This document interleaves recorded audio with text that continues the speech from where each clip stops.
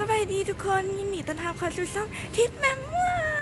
อยากแนะนำตัวหน่อยนึงเพื่อคนที่หากเคยเข้ามาเบิ่งค่อยชื่อว่าทิปนอกจากมักแมวแล้ว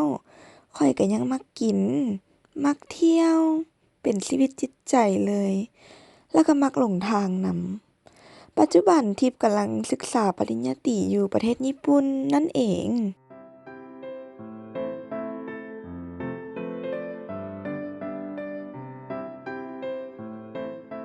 คลิปมื้อนี้ทิปจะพาทุกคนไปเที่ยววัดอาซากุสะซึ่งเป็นวัดที่ค่อนข้างดังเนาะอยู่ประเทศญี่ปุ่นโรงแรมที่เขาอยู่นี่เนาะเป็นห้องนอนหลายๆคนรวมกันเป็นคือทุกคนเห็นเลยมีถึง2ชั้นห้องอาบน้ำอยู่ในห้องนอนส่วนตัวเลยได้ถือว่าแบบคักดีเลยทุกคนเด้โอเคอยู่ได้เตียงนอนอย่างนะถือว่ากว้างดีก็ลงมากินข้าวอยู่ล็อบบี้ของโรงแรมเนาะก็เจ้ามีตู้กดน้ำฟรีมีไมโครเวฟตู้เย็นล็อกเกอร์มีเครื่องให้ครบนะคักๆใช้ได้เลยขณะนี้ทิพย์กำลังจะย่างไปวัดอาซากุสะส่วนตัวเฮานะเชื่อว่าเป็นวัดที่ศักดิ์สิทธิ์เฮาย่างไปอีกหน่อยนึงเฮาก็จะฮอดวัดละเดี๋ยวให้ทุกคนเบิ่งบรรยากาศกันโอ้มีร้านอาหารอย่างแถวนี้เต็มเลยเด้อจะบอกให้อันนี้คือราเมนนั่นเอง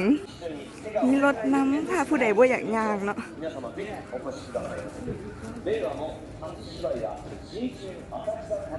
ก็จะเปิดเพลงแบบเพลงสไตล์บรรยากาศคือเฮาอยู่ในวัดนะว่าจังหน่อยคันสมมุติคนเต็มเนาะก็จะเปิดห้างก็ถือว่าเป็นบอนที่น่ามาเลาะเป็น walking street ที่โอเคเลยได้มีทั้งอาหารเนาะแล้วก็มีของที่ระลึกต่างๆ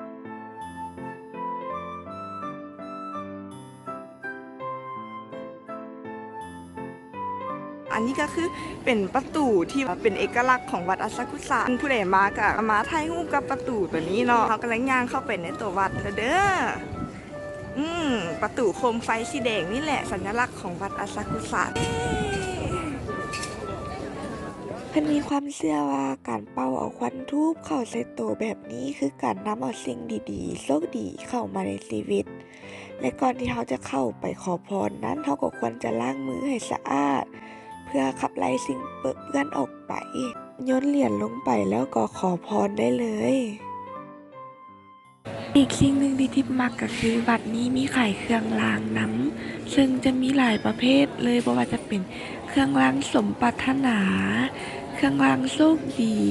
การเงินการเงินและอื่นๆแล้วก็ซื้อเครื่องรางเรียบร้อยเนาะโอเคกลับ อาหารนี่กันล่อตาล่อใจเหลือเกินมาทั้งที่ก็กินซะมารยาทของคนญี่ปุ่นกับเจ้าจะถือก็คือเขาควรหยุดกินอยู่บนเดียวบ่ควรย่างไปนำเพื่อความเป็นระเบียบเรียบร้อยนั่นเองอันนี้เป็นขนมทอดใส่ครีมคัสตาร์ดแซ่บขอสรุปแบบง่ายๆสั้นๆว่าถ้าเจ้ากำลังวางแผนมาเที่ยวประเทศญี่ปุ่นแนะนำให้มาอาซากุสะรับรองบ่ผิดหวังแน่นอนสำหรับมื้อนี้ขอปิดคลิปของเฮาไว้เพียงเท่านี้ก็ฝากทุกคนกดไลค์กดแชร์อย่าลืม subscribe ช่อง YouTube ของเฮาจะต้องขอลากันไปก่อนบ๊ายบาย